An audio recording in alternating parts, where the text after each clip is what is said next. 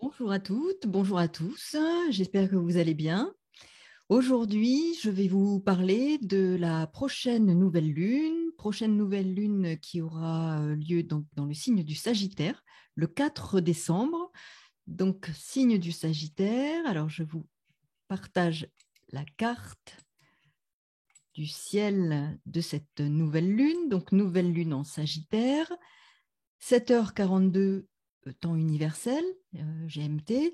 Donc, en fonction du lieu où vous vous trouvez, effectivement, vous pouvez établir la carte qui vous mettra des maisons. Ici, je l'ai fait pour effectivement 8h42 heure de Paris. Et quoi qu'il en soit, les aspects entre planètes restent les mêmes, quel que soit le lieu où vous vous trouvez. Alors, cette nouvelle lune en Sagittaire. Donc, c'est une nouvelle lune importante dans le sens où elle est aussi une éclipse solaire totale. Donc, éclipse du soleil qui va avoir un sens particulier, hein, bon, comme toujours, mais là, le sens est donné par rapport au signe en particulier où cette nouvelle lune va se dérouler. Donc, dans ce signe qui est le signe du Sagittaire, signe de feu, dont la planète maîtresse est Jupiter, qui forme ici un carré à Mars.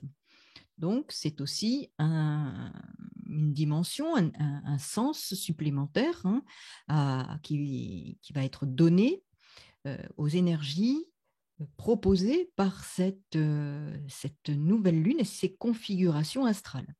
Donc, ce sont des points particuliers à prendre en compte pour donner un sens, ou en tout cas chercher à comprendre les propositions astrales que nous fait le ciel.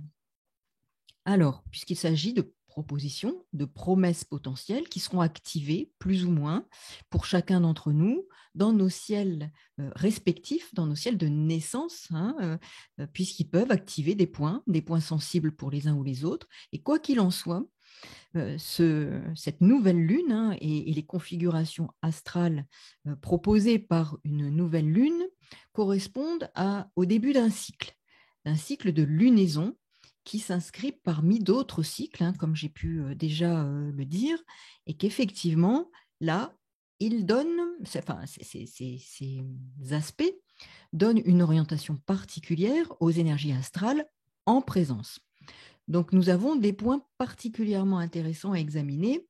Donc, bien sûr, nouvelle lune, donc conjonction des deux luminaires, lune-soleil, en Sagittaire, et nous avons ici Mercure, Mercure qui est conjoint au Soleil et donc conjoint aussi à la Lune. Donc aussi, c'est un point très important à plus d'un titre, parce qu'il est le maître du nœud nord, ici, en Gémeaux, qui finit son transit dans le signe du Gémeaux, et le nœud sud est en Sagittaire aussi. Donc, autre élément important qui met en lumière cet axe Sagittaire-Gémeaux. Nous avons aussi, donc, parce qu'il est conjoint, ce Mercure, donc, au Soleil et à la Lune, mais en l'occurrence au Soleil, on dit qu'il est combuste. Donc, je vais revenir sur ce que ça veut dire qu'un Mercure combuste dans ce contexte de nouvelle Lune. Puis nous avons ici Neptune. Neptune qui forme un carré. Donc, ça aussi, c'est à prendre en compte dans ce contexte énergétique. Nous avons Saturne qui est au sextile de cette nouvelle lune et nous avons Vénus qui se rapproche et qui fait déjà une conjonction à Pluton et qui s'en rapproche de plus en plus pour faire une conjonction exacte. Donc, beaucoup d'éléments importants et Uranus au quinconce, donc 150 degrés, de cette nouvelle lune. Donc ça aussi, c'est un élément important. Alors sur cette carte, le quinconce n'est pas mentionné, mais il existe. Donc nous avons Uranus au quinconce de la nouvelle lune, Saturne ici en sextile de cette nouvelle lune, Jupiter au carré de Mars, Mars ici, qui forme un trigone à Neptune, un carré à Jupiter et un sextile ici à la conjonction Vénus-Pluton. Et puis, comme je le disais tout au début, cette éclipse solaire totale. Donc, beaucoup d'éléments pour ce cycle de lunaison qui commence donc le 4 décembre. Alors, je vous laisse la carte du ciel pour que vous puissiez examiner pendant le temps de cette vidéo les éléments que je vais aborder point par point. Donc, cette éclipse solaire totale et ce Mercure combuste, donc conjoint au Soleil, sont aussi très importants. Pourquoi? Parce que Mercure combuste, c'est en quelque sorte je dirais un moment où nous n'avons pas forcément la lucidité pour comprendre ce qui se passe. Combuste, c'est aussi un moment où on peut dire que l'objectivité est occultée. La vie des autres est difficile à prendre en compte. La question des croyances et des opinions, surtout en Sagittaire, sera très important. Donc le sujet, en fait, est central, c'est celui de la vérité et d'une forme de justice. N'oublions pas qu'on appelle le Soleil aussi, c'est en quelque sorte la loyauté, la vérité, la justice, les choses claires, la clarté. Donc, le sujet de la vérité peut particulièrement, là, dans ce signe du Sagittaire, être questionné. Vérité, mensonge, vérité, le vrai, le faux, seront des sujets au cœur de cette lunaison. Il peut s'agir de revoir nos conceptions, nos croyances, de reconsidérer nos croyances, nos systèmes de pensée, dans un quotidien, dans une proximité, dans les échanges avec les uns et les autres, au sein du pays, dans la famille. Mais ce qui est important, c'est qu'il va s'agir de cet axe, je dirais, de la connaissance, de la compréhension, de l'ouverture du champ, justement, de connaissance, d'apport, d'une ouverture sur des horizons différents qui nous permettent de comprendre. Et c'est une quête, en quelque sorte, avec ce Sagittaire, cette quête de la vérité, cette quête de la compréhension. Donc, un enjeu majeur sur cet axe du vrai du faux, de la recherche de la vérité, de la compréhension au-delà du voile, au-delà de choses qui peuvent être occultées. N'oublions pas qu'il y a l'éclipse solaire. Donc, c'est un moment important. Uranus, de son côté, est en Taureau et au quinconce de cette nouvelle lune. Donc, il est aussi le maître du Verseau où se trouve Jupiter, le maître de cette nouvelle lune. Donc, on voit bien qu'il y a une convergence de sens. Donc, c'est se libérer, s'émanciper d'idéologies qui se diffusent dans la sphère sociale, dans la société. Jupiter en Verseau. Jupiter, planète sociale, Saturne, planète sociale, dans ce signe du collectif, le Verseau. Donc, information qui se diffuse dans nos sociétés via des informations, effectivement, je dirais, qui sont empreintes potentiellement d'erreurs de jugement. Cette nouvelle lune est essentielle, en tout cas, pour tenter de comprendre et en même temps, regardez, Neptune est au carré de cette nouvelle lune et il évoque des illusions et potentiellement des occultations, des mensonges. Donc vous voyez, vous avez ce Neptune qui est au carré, là, et vous avez cette éclipse solaire. Je rappelle, le Soleil est le maître du Lion. Le Lion est opposé ici au Verseau, donc on sait très bien qu'il absorbe aussi ce que peuvent signifier ces énergies particulières concernant tout ce qui touche à la loyauté, à la vérité, à la justice, et qui, là, est occulté par la Lune à cette période-là d'éclipse solaire. Soleil éclipsé par la Lune, qui est aussi le monde des émotions. Donc, le monde des émotions, aujourd'hui, est activé et occulte ce qui peut être considéré comme vérité, justice, clarté. C'est le combat, je dirais, ou la lutte pour obtenir, pour accéder à la vérité. Alors qu'il y a comme un voile, une occultation, quelque chose qui empêche, qui entrave cet accès. Cette lunaison est le cycle pour se saisir des énergies, pour s'ouvrir à une connaissance élargie, libre de limites qui sont enfermantes. Les décisions à prendre seront selon la connaissance liée à des informations dont la visée est de nous libérer des conséquences de mensonges. Donc, nous avons ici vraiment quelque chose de majeur. Cette lune en Sagittaire, cette nouvelle lune, nous demande donc de nous ouvrir plus complètement et largement aux idées, aux points de vue, afin de découvrir ce qui nous entoure. Le Sagittaire est appelé esprit de vérité. Il est aussi toutes les vérités qui émanent de la révélation. Mais il faut faire attention à ce que l'on considère comme vérité, qui peut très vite être univoque et nous engager vers une seule et unique voie. Les questions relatives aux croyances, aux partis pris et à la vérité, véritablement celle qui est recherchée, pour accéder à une compréhension du monde dans lequel nous vivons, seront vraiment des thèmes et des sujets d'actualité.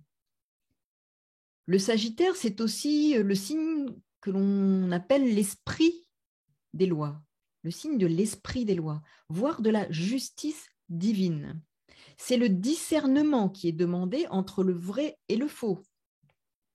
C'est découvrir ce qui est juste pour soi en tenant compte de nos particularités, de nos différences. Et je rappelle que le nœud sud est en Sagittaire et c'est en quelque sorte ce de quoi l'on doit se détacher pour aller vers autre chose. Comment se détacher de croyances aujourd'hui erronées, d'erreurs commises pour accéder à une connaissance éclairée. Donc là, il y a un enjeu majeur de compréhension, d'accéder à la connaissance, de quête et de recherche d'une vérité qui nous permet d'accéder à un niveau de conscience supérieur avec le Sagittaire. C'est aussi découvrir ce qui est juste pour soi, et ça c'est important. C'est de pouvoir et de permettre à chacun de vivre selon ce qui est juste pour lui, ce qui convient à sa nature. C'est une attitude en quelque sorte de respect qui est fondamentale des uns vis-à-vis des autres. C'est une voie de libération que nous indique aussi Jupiter en Verseau. Donc nous avons un cycle de lunaison qui parle vraiment de découvrir, de comprendre, d'accéder à la vérité, à une forme de justice.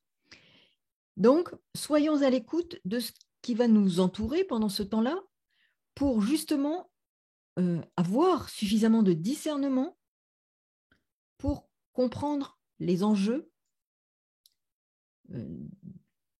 individuels et collectifs dans lesquels nous sommes. Donc, c'est bien cet axe de la recherche pour comprendre, de la recherche d'informations, Jupiter en Verseau, pour nous libérer, nous affranchir, sans crainte du jugement, Jupiter. Le nœud sud en Sagittaire nous dit bien que nous devons revoir les idéologies, les systèmes de pensée erronés, les adhésions à des conceptions qui ne nous conviennent plus. Nous devons nous émanciper. Le maître de cette nouvelle lune est en Verseau, Jupiter en Verseau. Mars, de son côté, est en Scorpion, vous voyez, et au sextile de Pluton et au trigone de Neptune. Mars est actif dans ce thème. Il est combatif. Il lutte en quelque sorte contre le conformisme à certaines règles sociales, organisations et lois. On voit ici qu'il est au carré de Jupiter.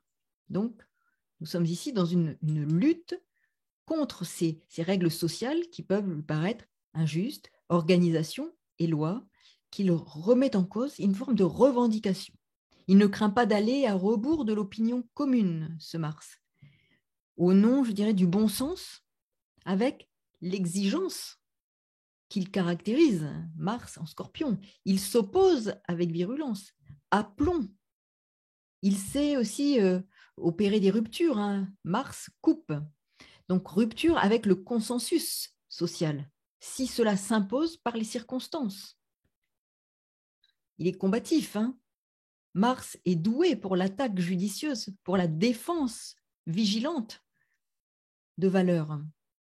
Et là, effectivement, Mars au carré de Jupiter évoque les revendications. Il brise les barrières, les tabous qui emprisonnent l'esprit humain. Ce qui va avec ce Sagittaire, avec cette nouvelle lune en Sagittaire, qui va au-delà des frontières qui enferment. Il va au-delà de l'horizon qui bouche la vue. Les tabous donc, qui emprisonnent l'esprit humain à cause de fausses croyances, d'erreurs de jugement. Donc c'est un signe, et en quelque sorte une convergence de signes, d'ouverture vers une connaissance plus large, plus vaste, au-delà des limites de l'horizon qui nous est présenté, au-delà des horizons imposés de façon intransigeante. Donc Mars travaille à la levée des tabous, des interdits posés par les lois et organisations liberticides. Cette phase parle bien de compréhension et de découverte des enjeux qui sont ceux de mettre un frein à la liberté de penser, l'émancipation personnelle et individuelle. Et puis Saturne, au sextile de la nouvelle lune, parle de prudence et de prévoyance. La vie quotidienne est donc organisée à ce moment-là de façon à se protéger des vicissitudes de l'existence, ce qui peut donc générer une forme d'isolement et de solitude. Et Vénus, de son côté, est en Capricorne, dans le Maître et Saturne. Elle est conjointe à Pluton, ce qui va effectivement dans le sens d'un isolement, d'une froideur relationnelle, d'un manque d'empathie, de contact restreint par peur. Saturne et Pluton activent la peur, activent la méfiance, activent la défiance des uns vis-à-vis des autres, en poussant à la destruction du lien, des relations, de ce qui fait contrat social. N'oublions pas que Vénus, la planète maîtresse de la balance. Et ce qui est important, c'est une nouvelle lune, le monde aussi, les émotions bien sûr, de l'enfance. Attention aux enfants avec ces configurations et à leurs besoins fondamentaux, aux soins qu'on leur doit. Donc, soyons vigilants quant aux restrictions destructrices qui pourraient leur être imposées en défaveur du respect de ces mêmes besoins fondamentaux, notamment de contacts sociaux qui pourraient être entravés, de nourriture affective qui doivent être équilibrées et qui pourraient être à ce moment-là, parce qu'entravées, déséquilibrées. Saturne, en aspect à la Lune, évoque les responsabilités au sein de la famille, des enfants, mais aussi du clan. Qui saura prendre ses responsabilités pour défendre son clan, sa famille, son espace privé?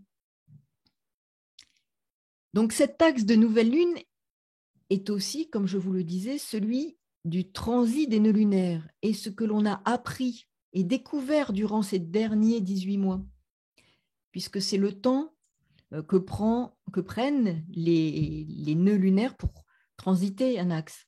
Donc transit Sagittaire, Gémeaux. Donc cet axe est bien celui que l'on dit celui de l'aspirant, celui qui cherche. C'est l'axe qui nous dit que nous ne pouvons plus être l'objet d'illusion et du père du mensonge. Cette nouvelle lune nous pousse vers ce qui nous permet une vision claire, une vision clarifiée. Et pourtant, cette éclipse est présente. Donc, nous avons à essayer de comprendre ce qui est caché derrière. C'est se libérer des mirages et de la séduction des vices, comme nous pouvons en croiser tous les jours, le mensonge en premier. Nous ne pouvons nous relever que par la pensée juste. Le Sagittaire, par le symbole de la flèche, évoque bien cette justesse de la pensée qui ne peut pas s'appuyer sur l'illusion, le mensonge et autres, je dirais, supercheries et stratégies avilissantes pour l'âme. Nos convictions seront mises à rude épreuve et le besoin de clarté maltraité, éclipse solaire. Mais elles seront le tremplin de notre libération. C'est le sujet du choix entre le vrai et le faux, l'acceptation de rester dans les ténèbres, dans l'ombre, ou de regarder et d'accéder à la lumière, à la vérité, qui ne doit pas être occultée par des émotions toxiques. Donc c'est le combat pour la justice, pour le discernement.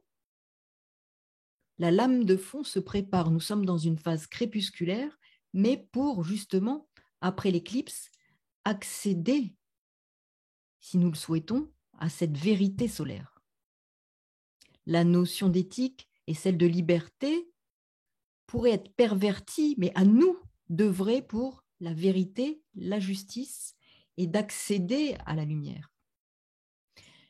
Mars en Scorpion travaille sur le fond pour l'accès à la lumière, après une purge, pour accéder à la vérité, à l'authenticité.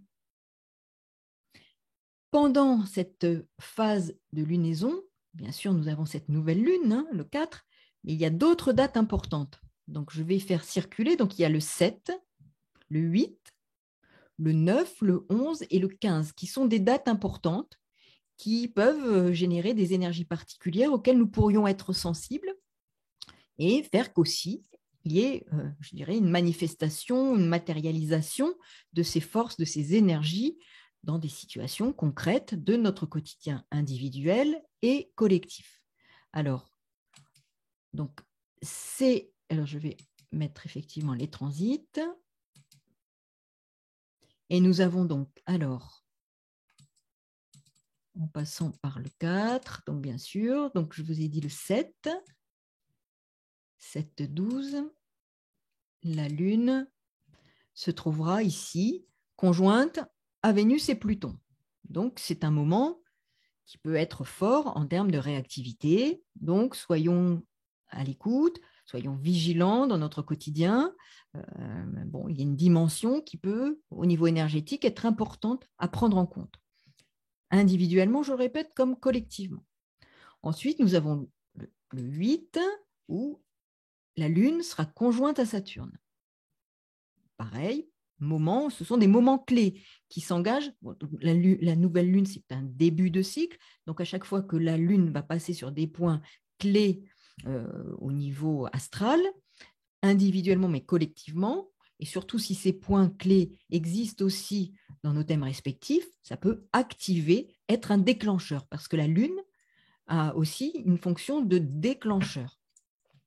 Puis nous aurons le 9, donc avec Lune Jupiter, et ensuite le 11 avec Lune Neptune. Donc vous voyez des moments qui sont intéressants à examiner du point de vue énergétique, des propositions astrales et des déclencheurs possibles, de déclenchements possibles au niveau collectif, au niveau personnel. Et puis, bien sûr, alors je passe sur Chiron, mais c'est important aussi, mais surtout le 15, avec cette lune conjointe à Uranus. Voilà, donc voilà pour les quelques décryptages des énergies astrales de cette nouvelle lune en Sagittaire qui se déroulera donc le 4 décembre. Je vous souhaite donc une bonne lunaison, une belle nouvelle lune et surtout de rester fort, solide et en même temps d'éloigner de nous le plus possible la peur qui est mauvaise conseillère, qui est activée par Pluton et Saturne, qui savent justement manier ces émotions-là, qui sont des émotions toxiques, qui nous empêchent de voir le soleil, de voir la vérité, de voir la justice, je dirais une justice immanente, qui est celle qui est l'essentiel. Donc, soyons à l'écoute de notre monde intérieur conduit par des émotions fortes, conduit par des émotions positives qui nous permettent de terrasser, je dirais, comme un peu terrasser le dragon qui est en nous, hein, et de nous permettre d'accéder à ce que nous propose le soleil, que nous propose la lumière dans ce signe du Sagittaire qui est un signe enthousiaste. Donc, confiance, enthousiasme, et ne nous laissons pas occulter la vérité. À très bientôt, bon courage et au plaisir de vous lire. Je rappelle que pour toute consultation et pour des cours, vous avez sous la vidéo l'adresse mail ou me contacter pour avoir des renseignements complémentaires. À très bientôt et merci encore pour votre écoute. Au revoir.